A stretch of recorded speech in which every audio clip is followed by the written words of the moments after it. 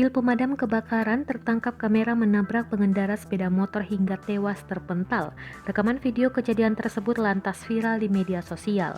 Melansir dari kompas.com, Senin 17 Mei 2021, kejadian terjadi di Banjarmasin, Kalimantan Selatan, tepatnya di Jalan Ahmad Yani, KM 5,5. Korban dari kejadian nahas tersebut adalah seorang wanita muda berinisial OK, 19 tahun yang kebetulan tengah melintas. Tertabrak mobil pemadam kebakaran, OK meninggal di tempat setelah terpental sejauh 4 meter dari lokasi kejadian. Kompol Adolf Mamuaya, Kasat Lantas Polresta Banjarmasin menjelaskan mobil pemadam saat itu melaju dengan kecepatan tinggi menuju luar kota Banjarmasin. Mobil yang dikemudikan oleh Fuad Erliansyah itu maju dengan kecepatan 80 km per jam, ungkap Adolf. Adolf melanjutkan, minimnya penerangan jalan ketika masuk ke wilayah Jalan Ahmad Yani membuat supir tak bisa mengendalikan lajunya hingga menabrak korban.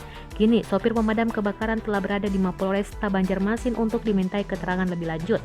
Di kesempatan yang sama, jenazah korban telah diambil pihak keluarga untuk disemayamkan.